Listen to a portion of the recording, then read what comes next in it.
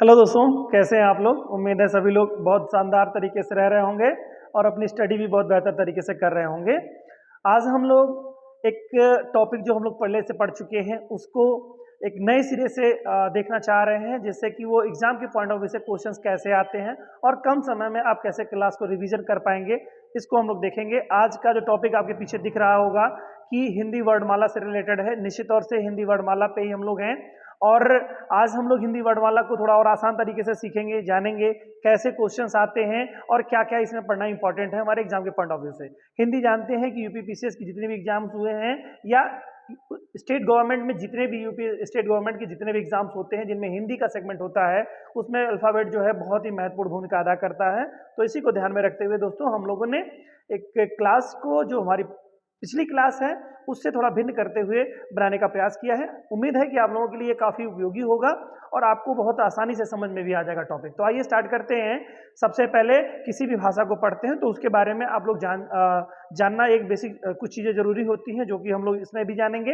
हिंदी या कोई भाषा हो, उस भाषा को आप जान लीजिए कि कैसे व्यक्त करते हैं। तो किसी भी भाषा को व्यक्त करने के लिए जो सबसे बेसिक माध्यम है वो ध्वनि होती है। ठीक है, किसी भी भाषा को, चाहे वो इंग्लिश हो, हिंदी हो, अरबी हो, कोई भी भाषा हो आपकी, संस्कृत हो, तो उसके अल्फ़ाबेट्स यानी कोई ध्वनि निकलती है तब आपको पता चलता है कि वो कौन सी भाषा है। ठीक है, तो जो किसी भाषा की जो बेसिक इकाई होती है वो ध्वनि होती है और जो ध्वनियों का लिखित रूप होता है वह वर्ड कहलाता है और वर्डों के व्यवस्थित समूह को ही दोस्तों वर्णमाला कहते हैं। तो आज हम लोग हिंदी में इसी चीज को देखेंगे। आइए स्टार्ट करते हैं, थोड़ी नई चीजें देखते हैं, जानते हैं। जैसा कि आपको सामने रिटेन है कि ये क्या चीज है, किस टॉपिक पे हम लोग हैं, तो हम लोग देख रहे हैं यहाँ पर हिंदी वर्णमाला है। हिंदी अल्फाबेट्स के बारे में जानेंगे। हिंदी अल्फाबेट्स कितना इंपॉर्टेंट सेगमेंट है ये आपको अभी क्वेश्चंस के माध्यम से जान पाएंगे आप लोग, क्या क्या इसमें चीज़ें देखनी होती हैं हमें, क्योंकि पता तो सभी को होता है, बचपन से हिंदी पढ़ते आए हैं, तो ऐसा नहीं कि हिंदी किसी को पता नहीं होता है, लेकिन उसमें क्या चीज़ें इंपॉर्टेंट हैं और किन चीज़ों को हमारे दिमाग में होना अति आवश्यक है, ये हमारे लिए सबसे ज़्यादा महत्वपूर्ण चीज़ होती है। तो आज हम लोग इसी चीज़ को लेकर के अल्फाबेट के बहुत बेसिक चीज़ों को जानेंगे और देखेंगे, और इसके बाद में जब ये हमारी सीरीज कंप्लीट हो जाएगी तो साथ में हम लोग क्वेश्चंस भी देखेंगे दोस्तों कि आखिर इससे क्वेश्चंस कैसे आते हैं, और भरसक प्रयास करेंगे एग्जाम में जो क्वेश्चंस आए हुए हैं वो भी साथ साथ लेते चले हम लोग। तो आइए स्टार्ट करते हैं हिंदी के इस सेगमेंट को, अल्फाबेट को। अल्फाबेट में आप देखिए, पहली चीज तो ये जान लीजिए कि जो वर्ण विचार है ना, ठीक है, वर्ण विचार, इसको इंग्लिश में कहते हैं ऑर्थोग्राफी। ठीक है, वर्ण विकार जो है आपके, वर्ण विचार, ठीक है,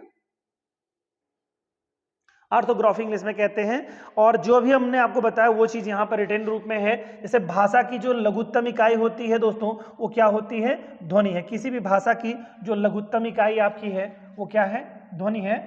और ध्वनि के माध्यम से ही आपको पता चलता है कि जैसे मान लो हमने ए कहा, बी कहा, सी कहा, ठीक है, या किसी और भाषा में, हिंदी में कहेंगे क ख कहेंगे, तो हमें समझ में आ गया कि बात हो रही है किसकी, किसी लैंग्वेज की बात हो रही है, हिंदी की बात हो रही है, हमको सुनाई देता है तो हमें स्पष्ट हो जाता है। भाषा की जो लघुत्तम इकाई होती है वो क्या होती है? ध्वनि। किसी ध्वनि को सुन करके ही बता पाते हैं कि आखिरकार वो किस भाषा में बात कर रहा है। ठीक है, इसके अलावा आप देखेंगे ध्वनियों के लिखित रूप को ही वर्ड कहते हैं। ठीक है, वर्ड जो होता है, एक्चुअल में वर्ड होता क्या है? तो ये ध्वनियों के जो लिखित रूप आपके होते हैं इन्हीं को ही क्या कहा जाता है? वर्ड कहा जाता है, जो कि मैंने अभी आपको जिक्र किया था। ठीक है, और वर्णों के व्यवस्थित समूह को ही दोस्तों क्या कहते हैं? वर्णमाला कहते हैं। तो ये तो बहुत कॉमन सी चीज है। ठीक है, सवाल पुटअप होता है कि हिंदी वर्णमाला में कितने अक्षर हैं, कितने अक्षरों में, मतलब कोई भी भाषा जब बनी होती है दोस्तों तो निश्चित तौर से उसमें वावेल और कॉन्सोनेंट का मिक्सर होता है। ठीक है, यानी स्वर और व्यंजन मिले होते हैं। इसी तरह से जब स्वर और व्यंजनों के मेल से ही बनती है कोई भाषा। ठीक है, जब तक ये नहीं होगा तब तक कोई भाषा नहीं बन पाएगी। चाहे आप इंग्लिश की बात करें तो वहां पर भी आपने वावेल्स पढ़े होंगे, कॉन्सोनेंट पढ़े होंगे, हिंदी में भी देखेंगे तो स्वर व्यंजन आपने पढ़े हैं। तो इसका क्या रोल है? और हिंदी के जो स्वर व्यंजन है दोस्तों, इनका इंग्लिश में भी बहुत ज्यादा यूज होता है। और इवन हम कहें कि हिंदी के जो स्वर हैं वो इंग्लिश के सारे स्वर उसी के अकॉर्डिंग कन्वर्ट होते हैं। जैसे हम ए और एन का प्रयोग करते हैं दोस्तों, तो वहां पर हम लोग ए ई आई ओ यू जो इंग्लिश के 5 स्वर्स हम लोग पढ़े होते हैं, उसके अलावा कुछ वर्ड्स के साथ आप देखते हैं वहां पर इन सारे जो 5 वर्ड हैं इनके आगे हमेशा जो है लगना चाहिए ए, ठीक है, एन लगना चाहिए, लेकिन कहीं कहीं आप देखते हैं कि ए लगता है। तो वो क्यों लगता है? क्योंकि ये हिंदी के जो आपके स्वर हैं वो इंग्लिश में भी वर्क करते हैं, तो दोनों एक दूसरे से काफी हद तक रिलेटेड होते हैं। वो सब आगे की बातें हैं, वो हम लोग आगे करेंगे। अभी थोड़ी सी बात थी तो मैंने वहां बता दिया आपको। तो एग्जाम में क्वेश्चन यहीं से पूछना शुरू करता है कि एक्चुअल में हिंदी वर्णमाला में कितने अक्षर होते हैं। तो बड़ा डिस्प्यूट होता है, बहुत सारी किताबें होती जो हैं वो भ्रमित कर देती है, खासतौर से उन बच्चों को जो पहली बार अपनी स्टडी कर रहे होते हैं किसी चीज को लेकर के, जो शुरुआती स्टेज में होते हैं। और जो सीनियर्स हैं वो तो जान जाते हैं, पढ़ लेते हैं, तो उनको समझ में आ जाता है। लेकिन जो नए बच्चे होते हैं वो भ्रमित हो जाते हैं किताबों को देख करके कि एक्चुअल में हिंदी वर्णमाला में कितने वर्ड्स हैं, 50 हैं, कोई 49 लिखता है, कोई 50 कहता है, कोई 52 कहता है, बड़ा कंफ्यूजन है। और उसके साथ साथ ये है कि कौन कौन एग्जैक्टली स्वर है और कौन कौन से एग्जैक्टली व्यंजन है। तो स्वर तो आदमी डिफाइन कर लेता है, लेकिन स्वरों में भी कुछ चीजें ऐसी मिलती हैं कि जो लगता है कि ये स्वर में है कि किस में है, व्यंजन में है। और व्यंजन के कुछ वर्ड लगते हैं कि मतलब कौन कौन से सारे वर्ड व्यंजन के हैं कि नहीं है, यानी व्यंजन की काउंटिंग अगर हम करें तो एग्जैक्टली व्यंजन कितने होते हैं, स्वर कितने हैं। ये सारी चीजें समस्या का विषय खड़ा कर देती हैं जब एग्जाम में क्वेश्चन से आ जाता है। और नए बच्चों के लिए तो बहुत बड़ी चुनौती हो जाती है, और जो सीनियर भी हैं अगर वो बारीकी से नहीं ध्यान देते तो उनसे भी गलतियां हो जाती हैं। इन्हीं सब विषयों को, चीजों को हम लोग आज देखेंगे और आसानी से समझने की कोशिश करेंगे। आइए देखते हैं। तो हिंदी वर्डमाला में भी कुल टोटल आपके 52 वर्ड्स हैं, यहाँ पर मैंने मेंशन कर दिया है आपको। 52 वर्ड है, तो ये दिमाग में रखना है। सीधे से सरल परीक्षाओं में और जब सरल क्वेश्चन आ जाते हैं छोटी परीक्षाओं में, तो सीधा क्वेश्चन पूछ लेता है कितने वर्ड्स हैं आपके, तो 52 वर्ड है। अब 52 वर्ड्स में से कितने कितने आपके स्वर हैं, कितने व्यंजन हैं, तो आगे हम लोग जिक्र करेंगे। मैं वैसे बता दूं आप लोगों को, 11 स्वर होते हैं और 41 व्यंजन होते हैं, तो कुल मिला के 52 होता है दोस्तों, 52, ठीक है। ये यही काउंटिंग है। अब आगे हम लोग देखेंगे कि एक्चुअल में 11 स्वर कौन कौन से हैं और 41 व्यंजन कौन कौन से हैं, 41 में कौन कौन से व्यंजन रखे गए हैं। क्लियर? तो ये सब सारी चीजें आगे देखने वाले हैं। आइए स्टार्ट करते हैं आगे की चीजें। तो आगे देखते हैं इसमें। देखिए, ये आपका दे रहा है हिंदी वर्णमाला, ठीक है, हिंदी वर्णमाला, ठीक है। हिंदी वर्णमाला में आप देख रहे हैं कि यहाँ पर आपको एक चीज मेंशन है कि ये कौन सी क्या क्या होता है। तो मैंने जैसा अभी आपको बताया कि ये स्वर और व्यंजन का मेल है सब। तो स्वर और व्यंजन जो आपके होते हैं, ठीक है, तो स्वरों की जो संख्या है वो एग्जैक्टली यहाँ पे देखिए मेंशन की, जो मैंने बताया 11 है, और व्यंजनों की संख्या 41 है, ठीक है, 41 आपके व्यंजन है, ठीक है। तो इसमें से यहाँ पर आप लोग देख रहे हैं कुछ चीजें आपके स्वर। तो मैं पहले बात करूंगा स्वर की, फिर बात करूंगा, मैं चर्चा करूंगा व्यंजन की। तो स्वरों में आइए देखते हैं क्या है। तो यहाँ पर देखिए स्वरों को, एक तो जो टोटल स्वर है कौन कौन से हैं, पहले इनको भी थोड़ा सा जानना हमारे लिए जरूरी होता है। और यहाँ पर जरूरी है भी, लेकिन थोड़ा मैं चाहूंगा कि आप जान लें थोड़ा सा कि एक्चुअल में स्वर है कौन कौन से। तो आपको देखेंगे छोटा, बड़ा, छोटी, बड़ी, छोटाऊ, बड़ाऊ, री, ए, ओ, औ। यहां जगह नहीं तो मैं यहां लिख दे रहा हूं, अंग और अह। ये 2 वर्ड आपने सुने होंगे दोस्तों, अंग है,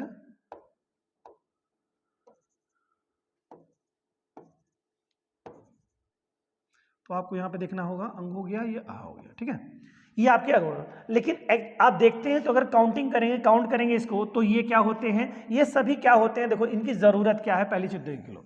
तो पहले ये कुछ चीजें मैं बता दूं आपको। यही जो स्वर आपके होते हैं एक्चुअल में, इनको अगर इन दोनों को हटा दें हम, तो यही परंपरागत स्वर कहलाते हैं। परंपरागत, नोट कर लीजिएगा, परंपरागत स्वर अगर एग्जाम में पूछता है तो सभी स्वरों को, यानी कि 11 जो आपके स्वर हैं, सभी 11 स्वर हैं, इन्हीं को ही परंपरागत स्वर कहा जाता है, ठीक है दोस्तों। ठीक है, अब इनके क्लासिफिकेशन किए जाएंगे। और ये अंग और अ जो है, ये तो को, ये जो आपके 2 वर्ड होते हैं, ये दोनों ना तो स्वर में आते हैं ना ही व्यंजन में आते हैं दोस्तों, लेकिन रखा इनको जाता है व्यंजन में, कहा इनको जाता है अयोग्य, पहले ये जान लीजिए, अयोग्य वाह वर्ड, ठीक है, या अयोग वाह, अयोग भी अयोग्य है, अयोग वाह वर्ड, वैसे अयोग है, अयोग्य नहीं अयोग है, ठीक है, अयोग वाह वर्ड है, ये आपके वर्ड कहलाते हैं, ठीक है। कौन से? अंग और आहा। तो चलिए बात हो गई अंग और आहा की, और हम बात कर लेते हैं अब इसमें से आपके कौन कौन से शब्द आपके यहाँ पे अभी आवश्यकता आपकी है।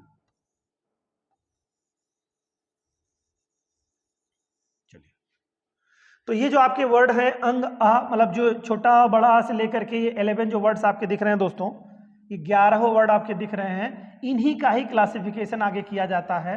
ठीक है, टोटल को कहा जाता है परंपरागत स्वर कहे जाते हैं। इन्हीं में से ही अब स्वरों को क्लासिफिकेशन किया गया, ह्रस्व स्वर जिन्हें मूल स्वर भी कहते हैं, फिर दीर्घ स्वर, और दीर्घ स्वर के बाद में संयुक्त स्वर, यानी कि ये क्लासिफिकेशन आगे कई भागों में बांट दिया गया। वैसे अगर देखा जाए तो किताबों में आप देखेंगे तो आपको बताएगा कि स्वर 3 प्रकार के होते हैं। ठीक है, एक मात्रिक, द्विमात्रिक और त्रिमात्रिक। ठीक है, या ह्रस्व, दीर्घ और प्लुत ऐसे भी कहता है। ह्रस्व स्वर यानी कि एक मात्रा वाला जो स्वर है, दीर्घ स्वर, ठीक है, 2 मात्रा यानी कि मात्रा जिसकी दीर्घ हो, बड़ी हो, बोलने में ज्यादा समय लगे। प्लुत स्वर होता है जिसको बोलने में ज्यादा समय लगे, जैसे आप ओम का उच्चारण करते हैं, ओम सीधे आप एक समय नहीं कह सकते हैं, या किसी को आप साउंड कर रहे हैं, बुला रहे हैं, कोई दूर व्यक्ति है, आप उसको आवाज देके बुला रहे हैं, तो आपकी साउंड क्या खिंचती है। ठीक है, या कोई आप सिंग करते, गाना गाते हैं, सिंगिंग करते हैं, तो वहां पर आवाज आपकी खिंचती है। ठीक है, तो जो मात्रा जो दीर्घ हो जाती है वही दीर्घ स्वर कहलाता है। ठीक है, तो वो सब चीजें हैं, वो हम लोग आगे देखेंगे और भी चीजें। बहरहाल अभी यहाँ पे जो आपकी जरूरी चीजें हैं वो हम लोग उस पर चर्चा करते हैं। तो ये 11 स्वर हैं, ये सभी क्या होते हैं, ये किसी भी व्यंजन को, किसी भाषा को मधुर बनाते हैं, या बोलने में बिना स्वर की सहायता से अगर बोलेंगे हम किसी वर्ड को तो रूढ़ता उसमें होगी, मधुरता नहीं होगी, और भाषा मधुरता को इंडिकेट करता है। इस नाते स्वर की जरूरत पड़ती है। एक्चुअल में आप देखेंगे किसी भी भाषा में कोई वो शब्द लिखा होता है तो ये स्वर इस रूप में कहीं कहीं ही आपको देखने को मिलते हैं। ऑलमोस्ट जगहों पे क्या होते हैं, ये मात्रा के रूप में आपको मिलते हैं। जैसे ये स्वर छोटा बड़ा तो जनरली आपको मिल जाता है, लेकिन कुछ और स्वर है जो कि आपको इस रूप में कम ही मिलते हैं। अब ऐसा नहीं कि नहीं मिलते हैं, मिलते हैं, लेकिन अक्सर क्या होते हैं, अपने जो सहयोगी व्यंजन है उसके साथ ये लगे होते हैं मात्रा के रूप में। ठीक है, तो कैसी मात्रा होती है, देखिए अ की जो साउंड होती है ये हर वर्ड में जैसे मान लीजिए आप क है, ये क अक्षर है ना, तो क अगर ऐसे लिखा हुआ है, जरा स्पष्ट नहीं है तो मैं इसको साफ कर दे रहा हूं।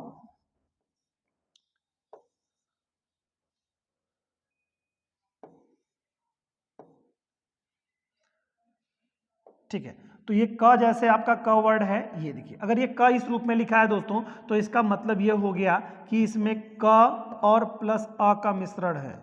ठीक है, क और प्लस अ ये मिलकर के बनता है क। ठीक है, क देखिए व्यंजन में हमेशा हलंत लगा रहता है, जो व्यंजन वर्ड होते हैं हलंत हमेशा लगा रहता है उसमें। ठीक है, जब है अगर वो नहीं हलंत लगा है तो इसका मतलब इसमें स्वर मिक्स है। तो जो छोटा आ की साउंड होती है ना दोस्तों, हमेशा किसी वर्ड में लगी रहती है। अगर मान लो हम ग ले ले, एक शब्द ग ले लिया, अगर इस रूप में लिखा है तो इसमें इसका मतलब हो गया ग प्लस अ, सॉरी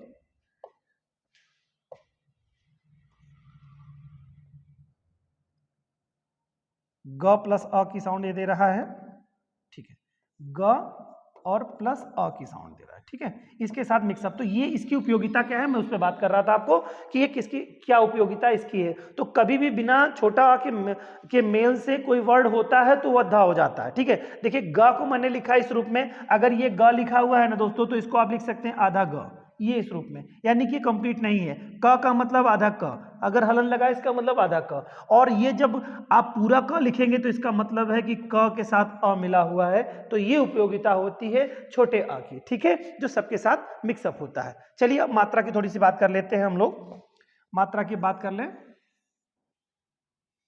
मात्रा में आप देखेंगे, मात्रा में अगर आप हम लोग देखें तो हमें आसानी से समझ में आ जाएगा कि मात्रा एक्चुअल में होती क्या है। सभी को पता है, लेकिन जो हमारे बच्चे बिल्कुल नए हैं उनके लिए थोड़ा सा हम चाहेंगे कि वो अच्छी तरीके से इसको समझ लें। तो ये देखिए इसकी जो मात्रा होती है आपकी, इसकी जो साउंड होती है वो तो बिल्कुल दिखती नहीं आपको। ये आपकी बड़ा की मात्रा इस तरह से होती है, ये छोटी की मात्रा है, ये बड़ी की मात्रा आपकी होती है, ये छोटा की मात्रा है, और ये बड़ाओं की मात्रा है। री आप जानते हैं, जैसे कृष्ण है लिखा हो तो री की मात्रा होती है। ये आपकी ए की मात्रा और ये ऐ की मात्रा आपकी होती है। और ये तो आप जानते हैं ओ है, और इसके नीचे मैं लिख दे रहा हूं, इसके डबल मात्रा हो जाएगी तो ये औ की मात्रा है।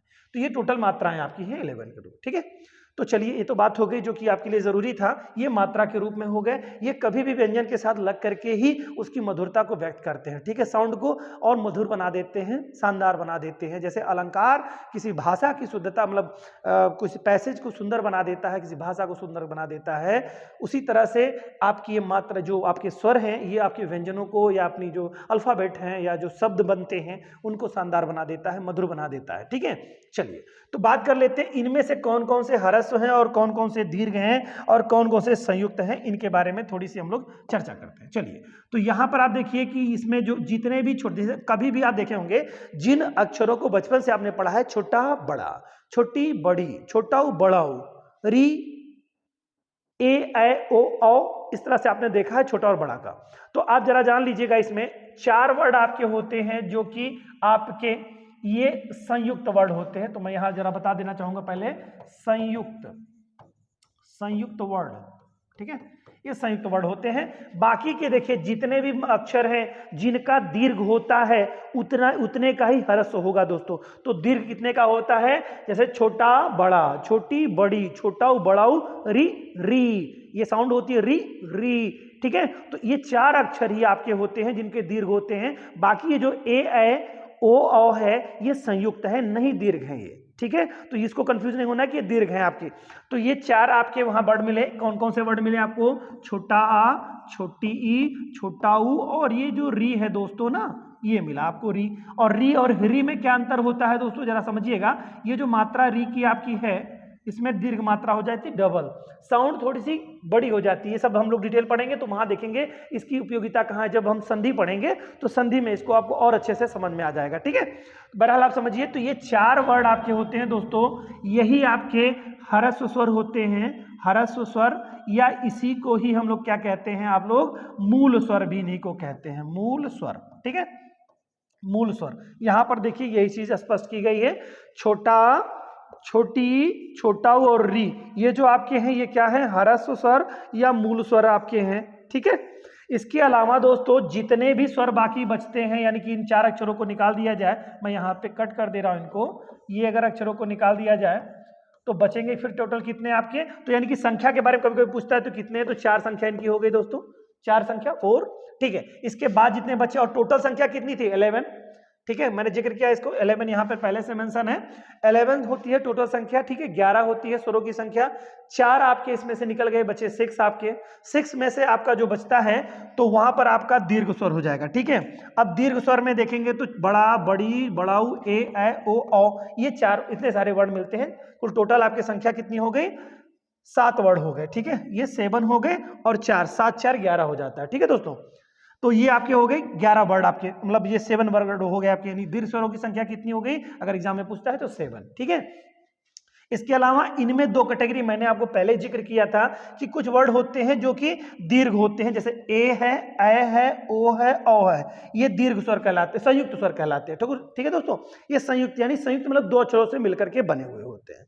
तो ये तो था क्लासिफिकेशन मूल स्वर या ह्रस्व स्वर का, दीर्घ स्वर का और संयुक्त स्वर का। अब इनको मूल ह्रस्व स्वर, दीर्घ स्वर और इनको संयुक्त स्वर क्यों कहा जाता है, इन पर आइए थोड़ी सी चर्चा करते हैं, फिर व्यंजन की तरफ आगे अग्रसर होते हैं, ठीक है। आइए देखते हैं इसको, ओके। यहां पर अगर हम देखते हैं दोस्तों,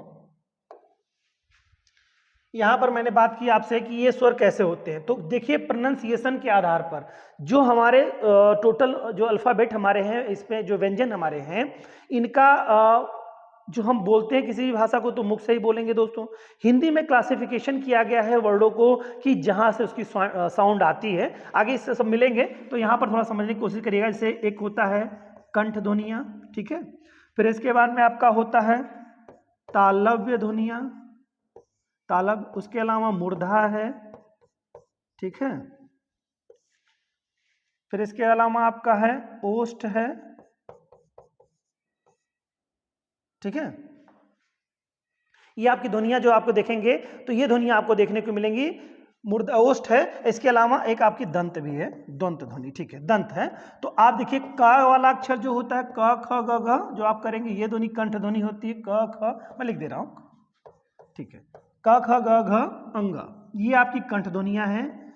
च, छ, ज, झ, इया, ये आपकी तालव्य ध्वनियां हैं। और इसके अलावा आपका है ट, थ, द, ध और न, ठीक है, ये आपका मूर्धा है, ठीक है।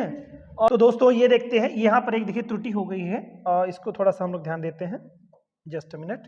ये देखिए ये वर्ड जो आपके हैं, ये होगा दोस्तों ट, ठ, ड, ढ, ड़, ठीक है।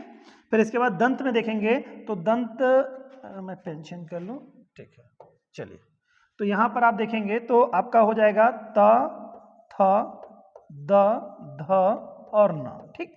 इसके बाद प, फ, ब, भ, प, फ, ब, भ, म, ठीक है, ये हो जाएगा। तो ये चीजें हैं। अब इसकी आवश्यकता क्या है, इसकी रिक्वायरमेंट यहाँ क्या है, मैं उसको बताना चाहूंगा। तो आपको पहले से पता होगा, नहीं पता था तो आप जान गए। यहाँ पे ये ध्वनियाँ कहाँ से बोली जाती है, प्रोनाउंसिएशन इसका क्या है, यहाँ पर कंठ कौन सा प्रोनाउंसिएशन है, और तालब्य क्या कौन है, मूर्धा कौन है, दंत कौन है, और ओष्ठ कौन से हैं, ये आपके प्रोनाउंसिएशन किसके किसके हैं। तो देख लीजिए जरा, इसमें जो आपके ये चार आपके ह्रस्व या मूल स्वर हैं, इनका प्रोनाउंसिएशन प्लेस देखेंगे तो ये कंठ में जो है छोटा अ बड़ा, ठीक है, ये जो इन दोनों का प्रोनाउंसिएशन प्लेस जो आपका है वो कहाँ पर है, कंठ ध्वनि। तो आप देखेंगे तो ये कहाँ पर है, ये छोटा आ पूछेगा कि छोटा आ का जो प्रोनाउंसिएशन प्लेस कौन सा है, ठीक है, तो आपको बताना होगा कंठ। एग्जाम में पूछेगा निम्न में से कंठ ध्वनि है कौन सी, तो यहाँ पर या तो ये आपके दिए होंगे क ख ग गंगा में से कोई एक, या तो आपका अंग दिया अ दिया होगा,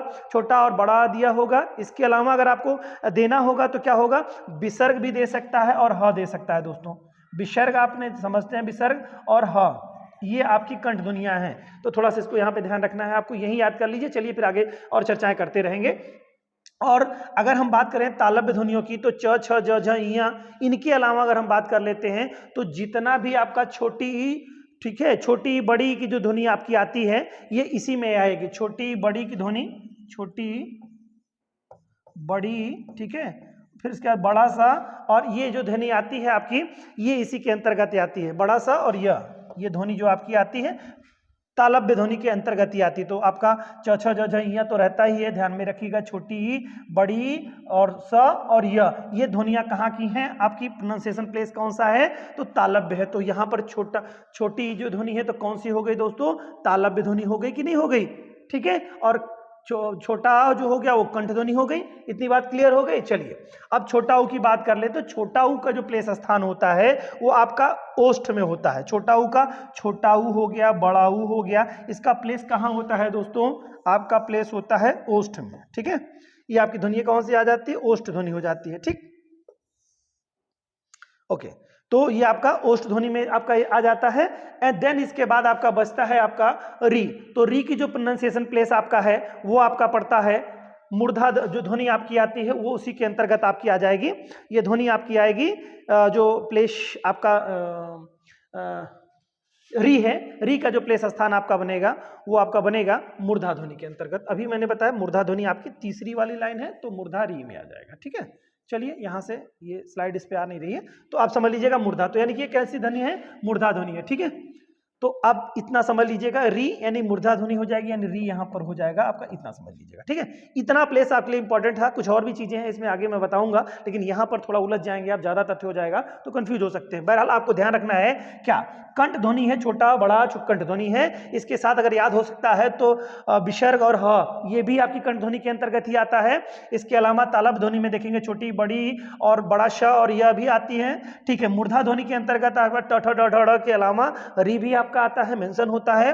और दंत ध्वनि के अंतर्गत अगर आप देखेंगे तो ये चीजें अभी यहाँ इसकी कोई उपयोगिता नहीं, त, थ, द, ध, न दंत ध्वनि के अंतर्गत आपका ये चीजें आपकी आ जाएंगी, ठीक है। और इसके अलावा अगर हम बात कर लें तो जिनको समझना है वो समझ लें, म और स ये सब ध्वनियां जो आती हैं इसके अंतर्गत ही आती हैं, ठीक है, किसके, दंत ध्वनि के अंतर्गत आ जाएंगे। और ओष्ठ में आपका देखेंगे तो प, फ, ब, भ, म के अलावा छोटा ऊ, बड़ा ऊ के जो अक्षर आते हैं दोस्तों ये सब इसी के अंतर्गत आपके मेंशन किए जाते हैं, ठीक। तो उम्मीद है कि ये चीज समझ गए होंगे। तो ये प्रोनाउंसिएशन प्लेस पूछेगा, छोटा का प्रोनाउंसिएशन प्लेस क्या है, कंठ है, और छोटी का प्रोनाउंसिएशन प्लेस जो आपका है वो कौन सा है, आपका तालब्य है, और छोटा ऊ का है ओष्ठ है, और री का जो प्रोनाउंसिएशन प्लेस है वो कौन सा है, आपका मूर्धा ध्वनि है, ठीक है, मूर्धा ध्वनि है। तो देखिए ध्वनियों को क्या कहा है, कंठ ध्वनि है, तालब्य ध्वनि है, मूर्धा ध्वनि है, दंत ध्वनि है और ओष्ठ ध्वनि, 5 ध्वनियां हैं जो मूल रूप से ये संयुक्त ये आपके टोटल स्पर्श वर्ड कहलाते हैं, स्पर्श वर्ड कहलाते हैं। अभी आगे सब हम लोग चर्चा करेंगे। चलिए ठीक है, इतना ही जानते हैं पहले यहाँ पे।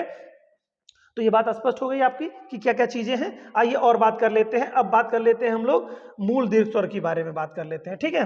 तो मूल दीर्घ स्वर के बारे में अगर प्रोनाउंसिएशन प्लेस देखिए, मूल दीर्घ स्वर जो आपके होते हैं केवल बड़ा, बड़ी, बड़ा हुई है मूल दीर्घ स्वर है, ठीक है। 3 यहाँ पर हैं और 4 आपके क्या हैं, संयुक्त हैं। तो 3 जो प्लेस अभी देखिए मैंने क्या बताया, बड़ा का प्रोनाउंसिएशन प्लेस क्या है, कंठ मैंने बताया, छोटा बड़ा सेम है तो कंठ ध्वनि हो जाएगी आपकी। इसके अलावा अगर हम बात कर लेते हैं बड़ी की बात कर लें तो बड़ी वाली जो आपकी है तो तालव्य ध्वनि है आपकी, छोटा ऊ है तो ओष्ठ है, तो आपको पता है, ठीक है। सॉरी बड़ा ऊ है तो ओष्ठ है आपका, तो ये चीजें आपको बिल्कुल कंफर्म हो गए। अब बात कर लेते हैं हम लोग ए ऐ ओ औ के बारे में। तो ये क्या होते हैं दोस्तों, संयुक्त दीर्घ ध्वनि है। संयुक्त मतलब मिल करके बनी हुई है, ठीक है। अब मिल करके बनी होंगी तो इसका मतलब है कि यही जो कंठ, तालव, मूर्धा और दंत हैं, इन्हीं के 2 के मिक्सचर से बनी हुई होंगी, ठीक है। एग्जाम में बार बार क्वेश्चन पूछा है कि इनका प्रोनाउंसिएशन प्लेस क्या है, ठीक है दोस्तों। तो ये जानना हमारे लिए जरूरी है। आइए आगे देखते हैं। इस स्लाइड को थोड़ा सा हम कन्वर्ट करते हैं क्योंकि इसमें बहुत ज्यादा रिटन वर्क हो गया है, तो मैं चाहूंगा कि ये कंप्लीट हो जाए। जस्ट अ मिनट दोस्तों। तो दोस्तों देखते हैं कि ये जो संयुक्त स्वर है, संयुक्त जो स्वर हमारे हैं, ये ए ऐ ओ औ किससे मिलकर के बने हैं। चूंकि ये संयुक्त हैं तो इसका मतलब ये हुआ दोस्तों कि 2 से मिलकर के बने हैं। अभी मैंने आपसे जिक्र किया, तो जरा जान लीजिएगा कि ये किन किन से मिलकर के बने हुए हैं। मैं 2 अक्षरों को बता दे रहा हूं। तो जान लीजिए छोटा आ और छोटी ई के मेल से बना हुआ है आपको ए है, ठीक है। और छोटा अ और प्लस छोटा ऊ के मेल से बना है ओ, ठीक। तो अब इससे क्या स्पष्ट आपको हो जाएगा, छोटा का प्रोनाउंसिएशन प्लेस क्या है दोस्तों, कंठ है, ठीक है। छोटी का प्रोनाउंसिएशन प्लेस क्या है, तालव्य है, ठीक है, तालु है, तालव्य है। तो यानी कि एक कौन सी ध्वनि हो गई, कंठ तालव्य ध्वनि हो गई। इसी तरह से छोटा और छोटा ऊ है, ठीक है। छोटा का प्रोनाउंसिएशन प्लेस क्या है दोस्तों, कंठ है, और छोटा ऊ का क्या है, ओष्ठ है। क्या है, ओष्ठ, ठीक है। तो ये जो आपका ओष्ठ है, तो यानी कि कंठ प्लस ओष्ठ ध्वनि कौन सी हो गई दोस्तों, ओ और औ, कंठ प्लस ओष्ठ ध्वनि हो गई, और ए और ए कंठ प्लस तालव्य ध्वनि हो गई। तो एग्जाम में क्वेश्चन यहीं से बार बार पूछता है कि ए कैसी ध्वनि है, ऑप्शन दे देगा, बहुत सारे चीजों को मिला के दे देगा। तो कंठ और तालव्य ध्वनि, ए और ए जो है कंठ तालव्य ध्वनियां हैं, ओ और औ जो है कंठ और ओष्ठ ध्वनियां हैं। तो आपको यहां से उम्मीद है कि बहुत अच्छी तरीके से समझ में आ गया होगा ये चीजें हैं। तो आपको ये ध्यान देना है कि कहां से एग्जाम में क्वेश्चन पूछता है आपको, ठीक। तो ये तो स्वर के बारे में कुछ चीजें हो गई। इसके अलावा देखिए व्यंजन है। अभी तक तो मैंने इनके बारे में बताया है कि कुल टोटल संख्या कितनी है, 11 व्यंजनों के स्वरों के बारे में मैंने बताया, किसका क्या प्रोनाउंसिएशन प्लेस है, क्या इसमें से एग्जाम में पूछता है, वो सारी चीजें हम लोगों ने देखी हैं, ठीक है। अब आइए बात कर लेते हैं हम लोग आगे की शेष चीजों की बात कर लेते हैं, थोड़ा व्यंजन के संदर्भ में देखते हैं। यहां बात करेंगे हम लोग अब व्यंजन के बाद। इतना स्वर हो गया, स्वरों के अंतर्गत सारी चीजें, उम्मीद है कि सब लोग समझ गए होंगे। कोई भी क्वेश्चन इससे एक्स्ट्रा नहीं आने वाला है दोस्तों, सब इसी में से आ जाएगा स्वर के बारे में। व्यंजन देखिए कौन कौन से वर्ड आते हैं व्यंजन में। तो पहली चीज तो आपको अल्फाबेट के बारे में मैंने जो बताया है, कंठ ध्वनिया, कंठ ध्वनि जो होती है आपकी वो कौन सी ध्वनि होती है, क ख ग घ अंगा। मूल रूप से अगर देखा जाए उसमें अभी स्वर नहीं जोड़ना है, ठीक है। वो तो आपको मैंने यहाँ पर कहाँ प्रोनाउंसिएशन प्लेस था इस नाते बता दिया। तो कंठ ध्वनि हो जाती है, फिर इसके बाद में आपकी तालव्य ध्वनि हो जाती है, मूर्धा ध्वनि हो जाती है, फिर इसके बाद दंत ध्वनि है, फिर इसके बाद ओष्ठ ध्वनि है। तो 5-5 का स्लाइड होता है, तो 5 25, तो 25 ध्वनियां हो जाती हैं आपकी जो होती हैं कुल टोटल। ये क्या कहलाते हैं, ये वर्ड आपके स्पर्श वर्ड कहलाते हैं। कैसे वर्ड कहलाते हैं दोस्तों, स्पर्श वर्ड कहलाते हैं, ठीक है। यहाँ पे देखिए स्पर्श वर्ड या स्पर्श व्यंजन कहलाते हैं, यानी क से लेकर के म तक कहिए आप उसको, क्योंकि देखिए लाइनिंग स्टार्ट होती है कहाँ से, मैं यहाँ लिख दे रहा हूँ आपको, क ख ग घ अंगा। ये आपकी ध्वनि है, कौन सी ध्वनि है दोस्तों, कंठ ध्वनि है, ठीक। इसके अलावा च छ ज झ एंड इया, ये जो आपकी ध्वनि है ये कैसी आपकी ध्वनि है, तालव्य ध्वनि है, तालव्य, ठीक है, तालव्य ध्वनि है। देन इसके बाद अगर हम बात करेंगे तो मूर्धा ध्वनि हमारी होती है, वो कौन सी ध्वनि है आपकी, ट ठ ड ढ ड़, ठीक। इसके बाद आपकी होती है दंत ध्वनि, यहाँ पे दंत, दंत ध्वनि है जो है त थ द ध और न, ठीक।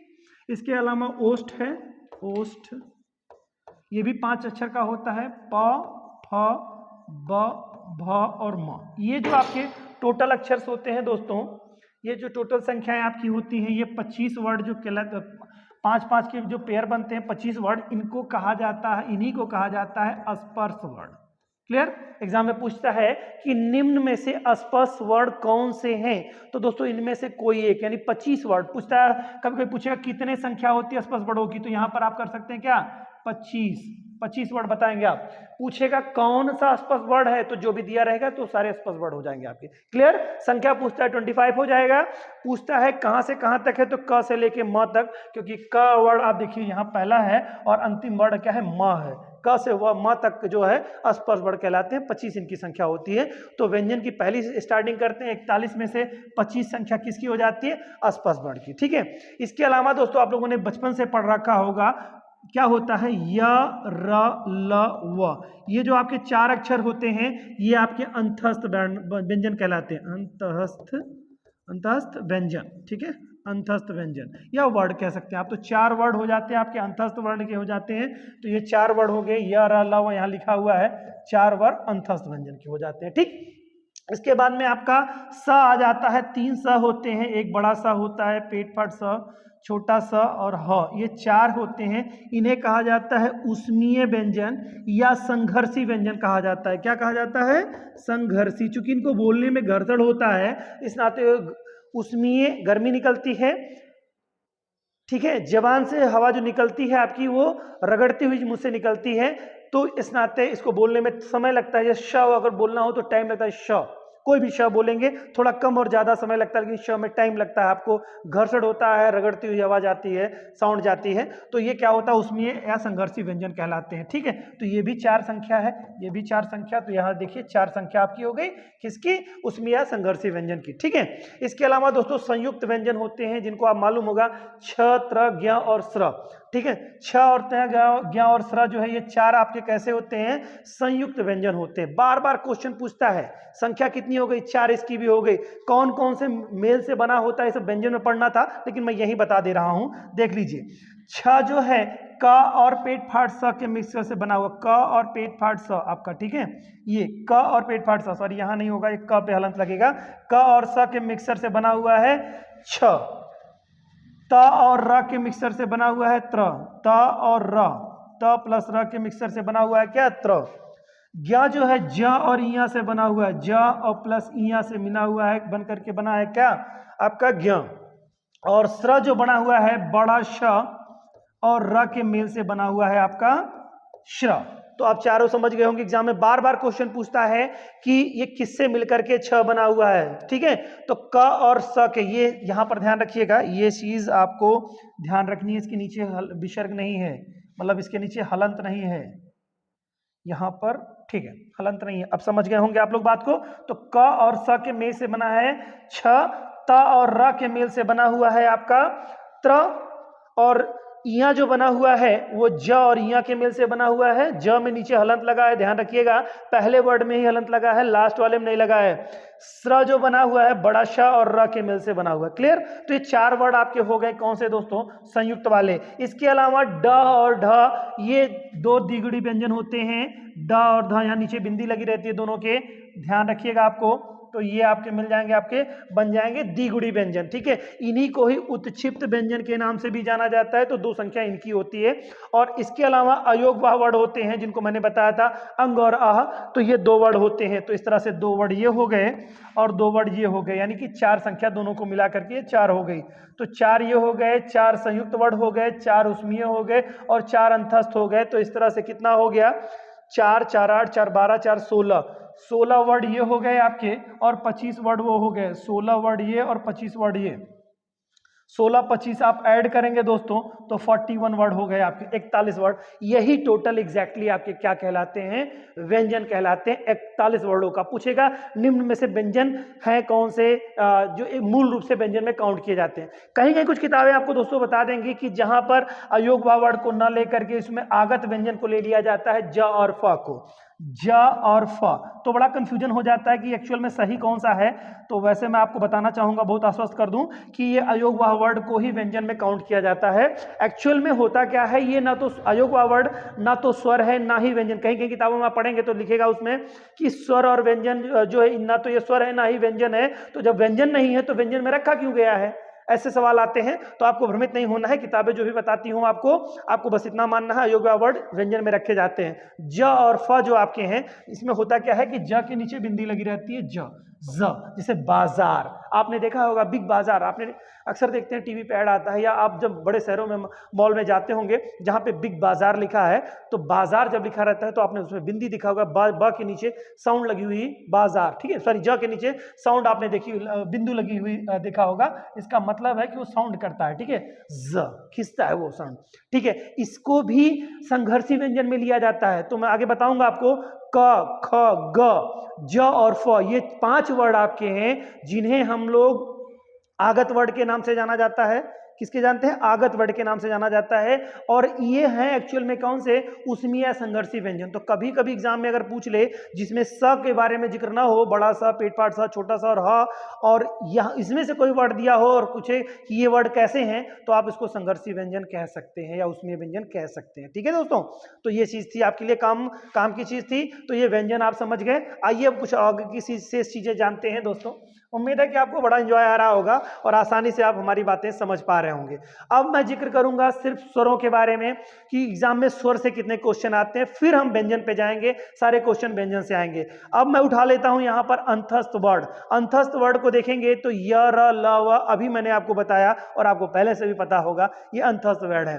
तो अब मैंने अंतस्थ वर्ड क्यों ले लिया यहां पर, मैंने इस नाते यहां पर लिया है दोस्तों अंतस्थ वर्ड को, क्योंकि एग्जाम में पूछता है इसका स्वर से मेल हो जाता है। जैसे इसको कहा जाता है अर्ध स्वर, ठीक है, लुंठी स्वर और पार्श्विक स्वर। तो स्वर जिक्र आता है व्यंजन के वर्डों में, स्वर का जिक्र आता है, तो इस नाते मैंने यहां पे पहले इसको लेने का प्रयास किया है। तो देखिए अर्ध स्वर किसे कहा जाता है और लुंठित स्वर और पार्श्विक स्वर किसे कहा जाता है, ये आपको यहां पर आज जानने को मिलेगा। तो देखिए यहां पर मैंने बताया ये य, र, ल, व, ये 4 जो वर्ड होते हैं अंतस्थ वर्ड होते हैं। लेकिन एक चीज जानिएगा जरा, हिंदी चूंकि जन्मी कहां से है, संस्कृत, यानी इसकी मदर टंग जो है हिंदी की वो कौन है, संस्कृत है।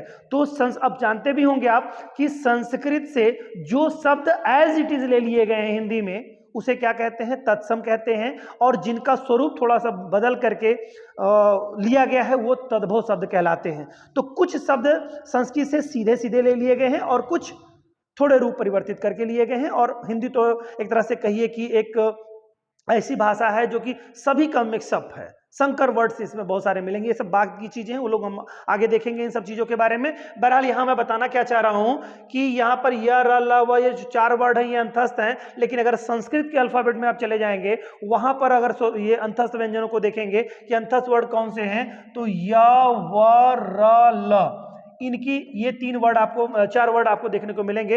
इनका जो सीक्वेंस है वो बदल जाएगा। सीक्वेंस जो बदल जाएगा वो क्या बदल जाएगा, य, र, ल और व, ये जो 4 वर्ड थे वह सेकंड नंबर पे आ जाएगा य के बाद में। तो यहां पर इसकी जरूरत, उपयोगिता क्या है, उपयोगिता ये है कि पहले 2 वर्ड य और व, ठीक है, पहले 2 वर्ड जो हैं ये किस में आपके आ जाते हैं, ये आपके अर्ध स्वर कहलाते हैं। चाहे आप ऐसे समझिए। तो ये चीजें आपने यहां पर देख ली। अब यहां पर देखेंगे क्या, ये दोनों जो ध्वनियां हैं ये आपकी पड़ जाती हैं, क्या है, मैंने कहा अर्ध स्वर कहलाती हैं। और र जो है आपका लुंठित स्वर कहलाता है और ला आपका पार्श्विक स्वर कहलाता है, ठीक है। तो यही चीजें यहां लिखी हुई हैं। देखिए अर्ध स्वर जो है यह वह है, लुंठित या इसी को ही प्रकंपित या कंपन जात स्वर कहलाता है वो र। यहाँ पर देखिए दोस्तों त्रुटिपूर्ण हो गया है, बहुत बहुत माफी आपसे चाहूंगा, यहाँ पर लिखने में त्रुटि कर दी गई, ये र है और यहाँ पर होगा ल। दोस्तों ये लिखने में मिस्टेक हो गई है, क्लर्किकल मिस्टेक है, माफी चाहूंगा आपसे। तो यह व र ल का जो सीक्वेंस है वो इस तरह से आपका है। तो आप समझ गए होंगे मेरे ख्याल से मेरी बात को। सिर्फ क्या हो गया है, यहाँ पर व आ गया है सेकंड प्लेस पे, सेकेंड प्लेस पे आ गया है, बाकी सेम एज इट इज रहेगा, ठीक है। तो य व र ल, तो य व जो है आपका वो कौन सा हो गया है, अर्ध स्वर हो गया है और ये आपका लुंठित स्वर हो गया है, या इसी को प्रकंपित या इसको कंपन जात स्वर के नाम से जाना जाता है। शब्द यहाँ पर स्वर लगा है, इस नाते हम लोग अंतस्थ के बारे में बात कर रहे हैं। पार्श्विक स्वर की बात करेगा तो आप हमेशा ल कर देंगे। तो उम्मीद है कि आप ये बात बहुत अच्छे से समझ गए होंगे। आइए अब आगे की चीजें देखते हैं। चलिए अब हम लोग बात कर लेते हैं, फिर स्वर की बात आई है तो बात आई है तो दूर तलक जाएगी, ये भी हम लोग देखेंगे इसको। चलिए यहां पर हम आपके सामने कुछ चीजें हैं जिनको हम स्वरों को क्लासिफिकेशन देखेंगे। दोस्तों स्वरों में क्या देखेंगे, नई चीज हम लोग जानेंगे। यहां पर सीक्वेंस थोड़ा ऊपर हो गया, मैं माफी चाहूंगा आपसे, जस्ट मिनट, ये क्लियर, ओके फाइन।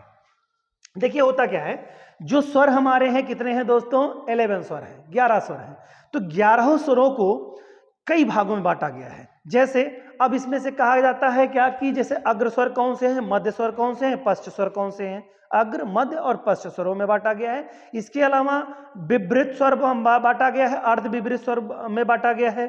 फिर उसके बाद समृत वर्ड या स्वर कहेंगे और अर्ध समृत स्वर कहेंगे। ये क्लासिफिकेशन के किए गए हैं। तो इसको किस आधार पर किया गया है ये आपको यहां पर देखना है। तो देखिए यहां पर होता क्या है कि जो आपका अल्फाबेट में यहां लिख रहा हूं पहले, फिर आप इस डायग्राम को देखिएगा, फिर शॉर्ट स्क्रीन कर लीजिएगा।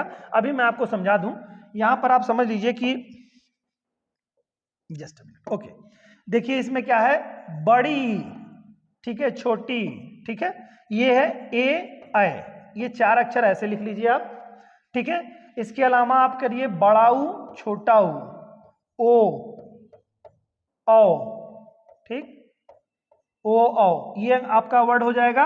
और यहां पर हो जाएगा आपका बड़ा, और यहां पर हो जाएगा आपका आगत स्वर, आगत स्वर हो जाएगा। और इसके मध्य में आप करेंगे छोटा। इस तरह के सीक्वेंस में आपको लिखना है, आपको याद हो जाएगा कैसे कैसे क्या है। देखिए बड़ी है, छोटी है, ए है, ऐ है, ठीक है, ए है, ऐ है ये।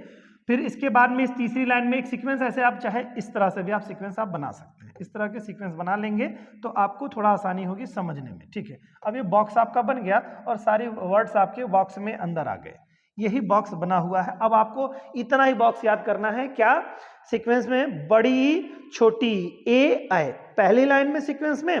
फिर इसके बाद में ये 4 वर्ड का सीक्वेंस बना। दूसरी लाइन में जब आप आएंगे तो तीसरे वाले मतलब प्लेस पे आपका छोटा हो जाएगा।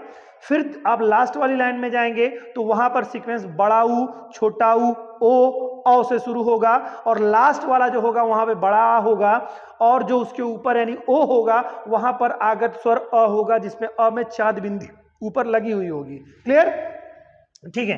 तो ये अब क्या कहलाएंगे, तो ये दोस्तों जो पहली लाइन होगी ये होगी अग्र स्वर, अग्र, और ये चूंकि मध्य में है तो ये मध्य स्वर कहलाएगा, और ये बाद में है इस नाते पश्च स्वर कहलाएगा, पश्च स्वर। तो एग्जाम में क्वेश्चन पूछता है कि निम्न में से अग्र स्वर कौन से हैं, तो पूछेगा तो वर्ड आप याद रखेंगे, बड़ी ई, छोटी ई, ए, ऐ, ये 4 वर्ड आपके जो हैं अग्र स्वर हैं। क्लियर, अग्र स्वर हैं। इसके अलावा मध्य स्वर पूछेगा तो केवल छोटा अ, मध्य स्वर में देखिए सिर्फ छोटा आ है। इसके अलावा जो है बड़ाऊ, ये देखिए दोस्तों बड़ाऊ है, सॉरी, बड़ाऊ, छोटाऊ, ओ, औ, ठीक है, ओ, औ, और साथ ही में बड़ा और अ, ये जो आपके वर्ड हैं यानी कि 4 2 6 वर्ड आपके कौन से हैं, पश्च स्वर के हैं दोस्तों। तो इतना आपको याद हो गया होगा, उम्मीद है। इसको 1-2 बार देख लीजिएगा, निश्चित तौर से याद हो जाएगा। यहाँ सीक्वेंस क्या चल रहा है, पहले जो बड़ा है वो उसके बाद छोटा है, फिर इसके बाद में छोटा है, फिर बड़ा, यानी बड़ा बड़ा जो है वो सब लास्ट में है, छोटे छोटे बीच में है, ठीक है। अब इन्हीं के नाम देख लीजिए। इसी लाइन को आप क्या कहते हैं, इसी लाइन को आप कहते हैं आप समृत स्वर, समृत, समृत स्वर के नाम से जाना जाता है, समृत स्वर है। और ये आपका हो जाता अर्ध लग जाता है यहाँ पे, अर्ध, अर्ध समृत, समृत, समृत वर्ड या स्वर जो भी कहें आप, उसमें कोई दिक्कत नहीं है, ठीक है। इसके अलावा आपका ये जो लास्ट होता है ये विवृत स्वर होता है, विवृत, विवृत, और ये होता है अर्ध विवृत, अर्ध विवृत, ठीक है। ये चीज आप समझ गए होंगे। यहां पर देखिए लिखा हुआ है, ठीक है, ये विवृत स्वर है, ये आपके अर्ध समृत हैं, और ये समृत वर्ड है, ठीक है। इतनी बात तो मैंने समझा दी आपको। आइए थोड़ा सा इसको देख लेते हैं, फिर आपको आसानी से समझ में आ जाएगा इस चीज को। मैं आपको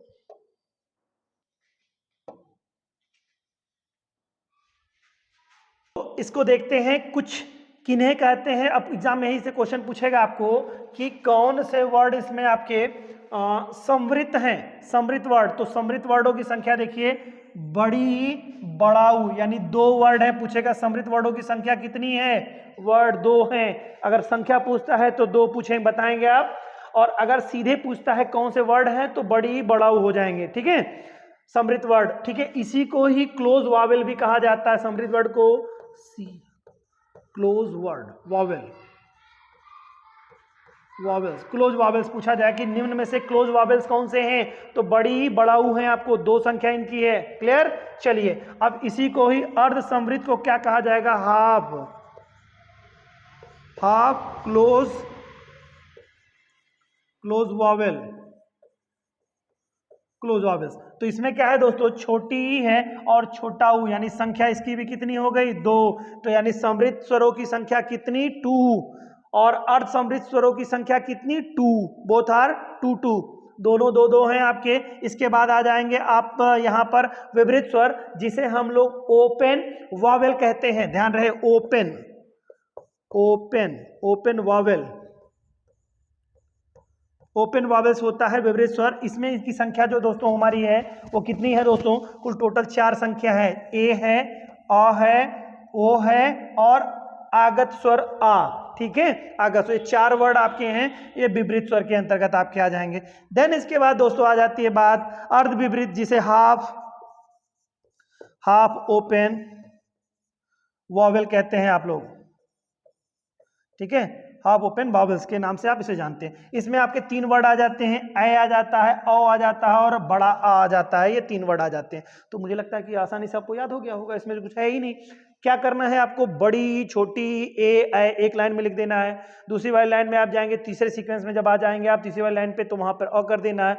फिर इसके बाद में आपको करना क्या है, बड़ा ऊ करना है, छोटा ऊ करना है, ओ करना है, औ करना है, और औ के साथ बड़ा लगा देना है और ओ के साथ आगत स्वर अक लगा देना है दोस्तों। ये कुल टोटल संख्या आपकी हो जाती है। और इसका क्लास में पहली जो रो बनती है वो आपकी बनती है क्या, समृद्ध स्वरों की संख्या बनती है। समृद्ध स्वर आपके बन जाते हैं, ये समृद्ध स्वर बनेंगे आपके। और इसके बाद में आपको अर्ध समृद्ध स्वर बन जाएंगे, दूसरी वाली लाइन। तीसरी वाली लाइन आपकी बन जाएगी आपकी विपरीत स्वर, ठीक है। और इसके बाद में अर्ध विपरीत स्वर की लाइन बन जाती है, लास्ट 4 लाइन की नंबर की जो लाइन आ जाती है। तो उम्मीद है कि ये समझ गए होंगे। एग्जाम में बार बार कूट कूट के क्वेश्चन भर भर के पूछता है, और जितने भी एक दिवसीय परीक्षाएं हैं तो इसका तो फेवरेट सेगमेंट होता है दोस्तों, आता ही आता है। और अगर कभी पीसीएस वगैरह में भी पूछता है तो आपके लिए कोई जटिल बात नहीं रह गई, बहुत आसानी से आप समझ लेंगे इस चीज को। उम्मीद है कि आप सारे सवाल को इसको आसानी से कर लेंगे। आइए अब आगे चीजें देखते हैं। तो ये तो हम लोगों का हो गया स्वर के बारे में। अब फाइनली हम लोग अपने गंतव्य की तरफ आ चुके हैं। अब हम लोगों ने देख लिया स्वर से जितने भी क्वेश्चन आज तक आते हैं एग्जाम में, वो चीजें देख ली। अब हम लोग देखेंगे अल्फाबेट्स के बारे में देखेंगे। आइए देखते हैं कुछ नई चीजें, कुछ नए तथ्यों को जानते हैं और उसको समझने का प्रयास करते हैं, ठीक है। तो पहले देखते हैं दोस्तों, हम वही अल्फाबेट पे आ जाएंगे। इनमें से क्या होता है, जैसे एग्जाम में पूछता है आपको व्यंजनों से रिलेटेड कि कौन से व्यंजन का प्रोनाउंसिएशन प्लेस क्या है और कौन से द्विगुणी हैं। और इसके साथ साथ बहुत सारी चीजें पूछता है कि अल्पप्राण, महाप्राण, अघोष, सघोष, इस तरह के तमाम सारे वर्ड पूछता है, कौन कौन से आते हैं इनके बारे में तमाम सारी चीजें देखेंगे, ठीक है। तो ये चीजें हम लोग देखेंगे। ये आपका हो जा रहा है क, ख, ग, घ, अंग। देन ये आप इसको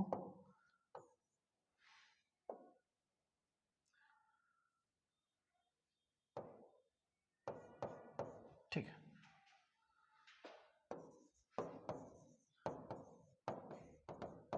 इसकी जरूरत पड़ेगी दोस्तों, इस नाते यहां पे लिखना मस्ट है।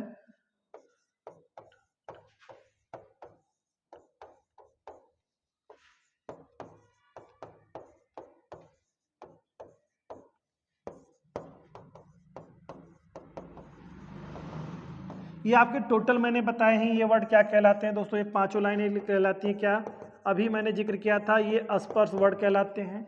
ये जो लाइन आपकी पहली है, ये क पहले अपने नाम से भी जानी जाती है, पहले अक्षर के नाम से। क वर्ग में 5 अक्षर आएंगे, छ वर्ग कहलाएगा, ये ट वर्ग कहलाएगी पूरी लाइन, और ये त वर्ग कहलाएगी पूरी लाइन, और ये प वर्ग कहलाएगी। एक तो ये नाम आपके हैं। इसके अलावा इनको कहा जाता है, मैंने भी आपको बताया था, कंठ ध्वनियाँ, कंठ वर्ड कहलाते हैं। ये पूरी कंठ है, ये आपकी तालव्य है, ठीक है, ये आपकी मूर्धा है, और ये आपकी दंत है, और ये आपकी ओष्ठ है, ठीक है, ओष्ठ ध्वनियां। ये चारों ध्वनियां आपके यहाँ पर आपको वर्ड होंगे सीक्वेंस में। अब ये देख लीजिए, इसमें से एग्जाम में पूछता क्या है कि अभी हमने बताया था आपको कि द्विगुड़ी व्यंजन कौन होते हैं, तो ये ड और ढ जो है दोस्तों ना, ये उत्क्षिप्त या द्विगुड़ी व्यंजन होते हैं। इनकी संख्या 2 और होती है, तो कैसे लिखे जाते हैं ये ड और ढ, नीचे बिंदी लगी रहती है दोस्तों, ये इस तरह से आपको मिलेंगे, ठीक है, ड और ढ के रूप में मिलेंगे। तो यही जो ड ढ है ये द्विगुड़ी या उच्छित व्यंजन है, जिनकी संख्या का जिक्र हमने व्यंजन में 42 वाली संख्या जब 41 की थी तो वहां पर आपको 2 को मेंशन किए थे, तो ये 2 व्यंजन आपके हो जाते हैं। अब एग्जाम में पूछता है एग्जाम में कि निम्न में से, है ना, ये अल्फाबेट जो दिए गए हैं ये तो आप समझ गए, इनमें से पूछेगा कि अल्प प्राण वर्ण कौन से हैं, अल्प प्राण कौन से हैं, महाप्राण कौन है। तो पहले हम लोग अल्प प्राण और महाप्राण के बारे में देख लेते हैं। अल्प प्राण में देखते हैं, पहली, ये इसको आप नंबरिंग करेंगे तो पहली लाइन, दूसरी लाइन और तीसरी, चौथी और पांचवी लाइन के रूप में आप देख सकते हैं, पांचवी लाइन के रूप में आप इसको देख सकते हैं। पांचवी लाइन मतलब ये पहली लाइन हो गई, ये दूसरी लाइन हो गई, ये तीसरी, तो मैं सीक्वेंस ऐसे लाइन यहाँ पे कर दे रहा हूँ आपको, ये थोड़ा आसानी हो जाएगी आपको समझने में, ठीक है। ये 5 लाइनें हैं, तो आप जरा देख लीजिए कि अल्प प्राण कौन कौन से हैं, तो पहली लाइन, तीसरी लाइन और पांचवी लाइन, ये आपकी दोस्तों क्या कहलाती है, अल्प प्राण, अल्प प्राण, ठीक है। प्राण मतलब वायु, जब शब्द को बोला जाता है, जिस शब्द को बोलने में कम वायु निकले मुंह से और ज्यादा वायु निकले, उस आधार पे अल्प प्राण और महाप्राण में क्लासिफिकेशन किया गया है। तो अल्प प्राण जो पहली, तीसरी और पांचवी लाइन आपकी होती है ये अल्प प्राण की होती है, और इसके अलावा दूसरी और चौथी लाइन होती है, ये होती है महाप्राण की लाइन होती है दोस्तों। तो ये बात आपको ध्यान रखना होगा अल्प प्राण और महाप्राण के बारे में कि ये कौन कौन सी लाइनें अल्प प्राण में आती हैं और कौन कौन सी महाप्राण में आती हैं। इसके अलावा अल्प प्राण में अगर देखेंगे तो आपका अंतस्थ वर्ड भी आता है, आपको कौन सा, अंतस्थ, अंतस्थ वर्ड यानी कि य, र, ल और व, ये 4 वर्ड और आ जाते हैं आपके, ठीक है।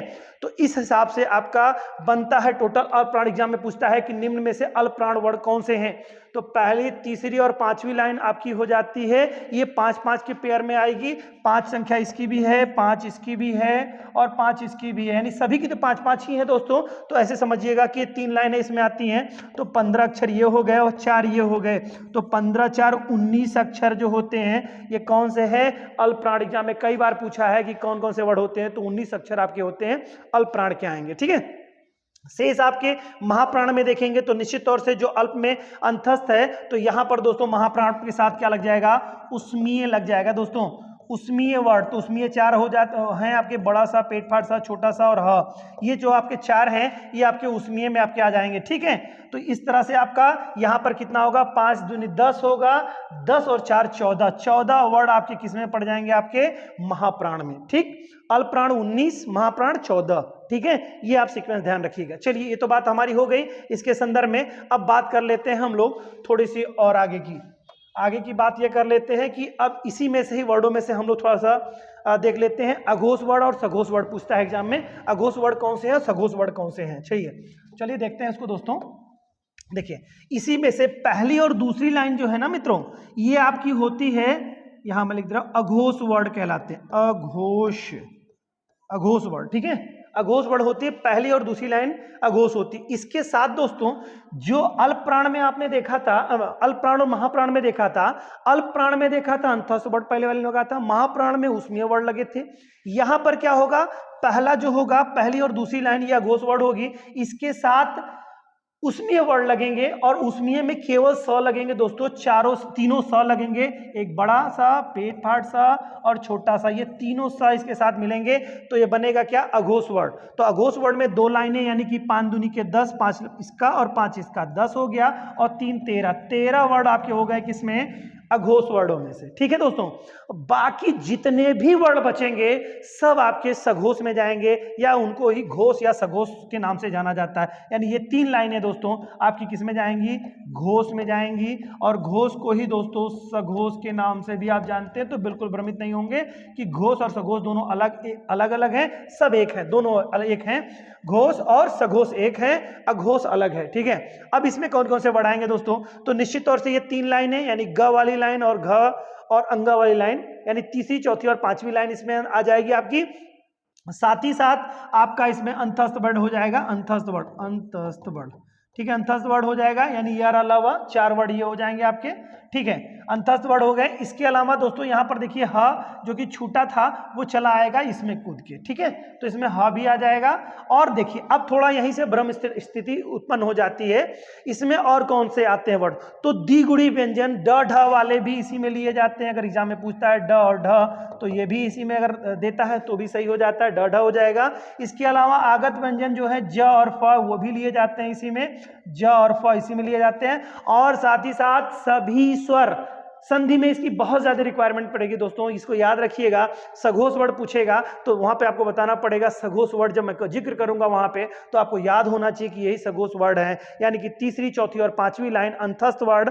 इसके अलावा आपका ह, ज, फ, ड, ढ, ठीक है, और सभी स्वर, सभी स्वर दोस्तों, सभी स्वर मतलब क्या हो गया, सभी स्वर मतलब हो गया 11 स्वर, अभी हमने पढ़ा है 11 स्वरों की बात हो गई, तो यहाँ पर संख्या बहुत ज्यादा हो जाती है, तो यहाँ पर काउंटिंग मत करिएगा वरना आप कंफ्यूज हो जाएंगे। कुछ किताबें आपको बता देंगी ड ढ और ज फ, तो मैं यहाँ भ्रम क्रिएट नहीं कर रहा हूँ, इस नाते संख्या यहाँ नहीं बता रहा हूँ, इसमें संख्या नहीं पूछता कितने वर्ड आते हैं। जहां पूछना था वहां के बारे में मैंने बता दिया, अल्पप्राण महाप्राण के बारे में आज तक आयोग ने कभी इस तरह के जिक्र नहीं किए हैं, ठीक है दोस्तों। तो जो चीजें थी वो स्पष्ट आपके सामने बिल्कुल पटल पे आ चुकी हैं। अब इसके अलावा देखिए ये तो बहुत बेसिक बातें हो गई, इनके अलावा मैंने बताया था आगत स्वर, आगत व्यंजन मैंने बताया था, आगत व्यंजन, आगत व्यंजन, आगत व्यंजन में मैंने कहा था क ग ज, क ग क ख ग, सॉरी क ख ग ज और फ ये होते हैं। उसे मूल रूप से ज फ को ही लिया जाता है, लेकिन सभी में ये क जो होगा नीचे हलंत लगे रहेंगे दोस्तों, ये ध्यान रहे, नीचे बिंदु लगी रहेगी तभी आप करिएगा, सिंपल क नहीं होगा वो, ये क के नीचे, ज के नीचे, फ के नीचे लगा हुआ उसी तरह से रहेगा। तो ये 4 वर्ड आपके जो होते हैं, सॉरी 5 वर्ड ये आपके आगत व्यंजन होते हैं, ठीक है दोस्तों। इनको ही हम लोग क्या कहते हैं, अभी मैंने जिक्र किया था संघर्षी, संघर्षी वर्ड, जैसे मैंने बाजार, जार जार, ठीक है, तो बाजार जो साउंड आती है इस तरह से आपकी ये चीजें हो जाएंगी, तो ये आपको यहाँ ध्यान देना। इसके अलावा ध्यान देना था, इसके अलावा आपको देखना है यहाँ पे दोस्तों, यहाँ बात करनी है आपको कि ये जो पंचम वर्ड है ना दोस्तों, ये पंचम वर्ड, ये आपका जो पंचम वर्ड है यानी कि अंगा, इय, ज, न और म, ये 5 वर्ड होते हैं, ये ही 5 वर्ड नासिक वर्ड कहलाते हैं। कौन से कहलाते हैं, इन पांचों को क्या कहा जाता है, नासिक, नासिक या नासिक, नासिक भी कह सकते हैं, नासिक भी कह सकते हैं, कोई इसमें बहुत इश्यू नहीं है, आप इसको ध्यान रखिए, नासिक वर्ड।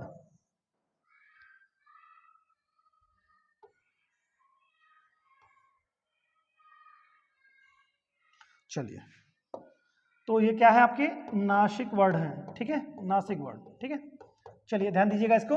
तो नासिक वर्ड आपके हो जाते हैं ये जानते हैं, इनकी जो साउंड होती है दोस्तों, ये सब होते हैं अनुस्वार के रूप में। ये कैसे होते हैं, अनुस्वार के रूप में, ये लिखे नहीं जाते हैं, इसकी जो आवाज आती है, तो अनुस्वार के बारे में, और अनुस्वार क्या होता है, अनुस्वार क्या होता है, अनुस्वार, अनुस्वार जो अंगा है ना, ठीक है, अंगा, ये आपका क्या है, अनुस्वार है ये दोस्तों, ठीक है।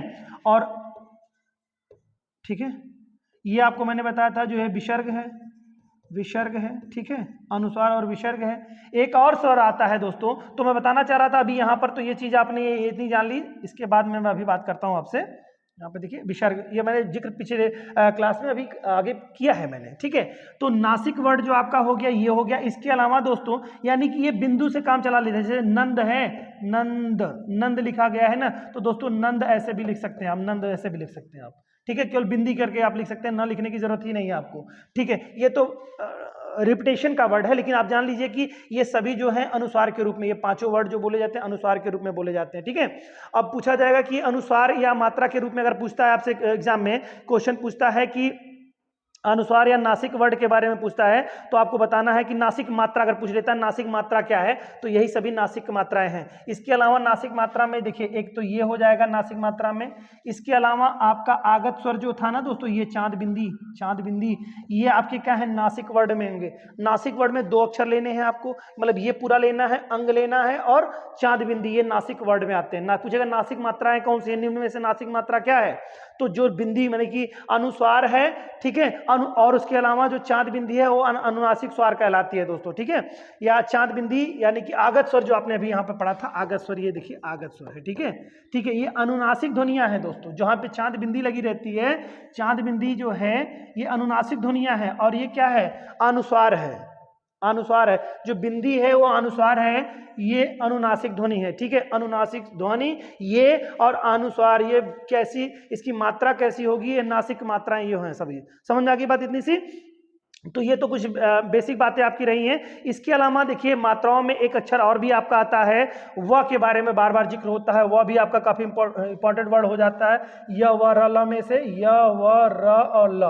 ये एग्जाम में बार बार पूछा है कि व का प्रोनाउंसिएशन प्लेस क्या है, कई बार एग्जाम में आपके सामने आया हुआ है कि व का प्रोनाउंसिएशन प्लेस क्या है, तो दंत और ओष्ठ इसका प्रोनाउंसिएशन प्लेस है दोस्तों, दंत, दंत प्लस ओष्ठ, दंत और प्लस ओष्ठ है आपका, ठीक है, तो आप इसको थोड़ा सा ध्यान रखिएगा, ठीक है, दंत व ओष्ठ वाली ध्वनि जो आपकी है ये कौन सी है, वह है दंत प्लस ओष्ठ, यही एक ध्वनि आपकी है जहां पर आप देखेंगे कि इसका जो प्रोनाउंसिएशन प्लेस है जो है वो दंत और ओष्ठ है। तो चलिए इतनी सी बात थी, और उम्मीद है कि ये सारी चीजें इसमें कंप्लीट हो चुकी हैं हमारी, और कुछ शायद छूटा नहीं है, और अगर कुछ छूटा होगा तो वो लोग हम लोग क्वेश्चंस के माध्यम से देख लेंगे। और वीडियो काफ़ी बड़ी हो जा रही है, तो मैं नहीं चाहता था इतना बड़ी वीडियो हो, लेकिन अब डिटेल करते हुए हो जा रहा है। आगे से कोशिश करेंगे कि और थोड़ी संक्षिप्त वीडियो हो, लेकिन हमारे जो नए दोस्त हैं वो नए सिरे से आप लोग इसको पहली बार जो पढ़ रहे हैं उनके लिए थोड़ी सी इंपॉर्टेंट चीज़ है, और जो हमारे भाई हैं वो उसको फास्ट करके थोड़ा सा देख लेंगे, मूव करके इसको। उम्मीद है कि हिंदी वर्णमाला अब आसानी से आपको समझ में आ गई, क्योंकि कोई भी दिक्कत नहीं होगी। अगर दिक्कत होती है तो कमेंट बॉक्स में लिख सकते हैं आप, उसका जवाब पूरी तरह से मैं देने की कोशिश करूंगा।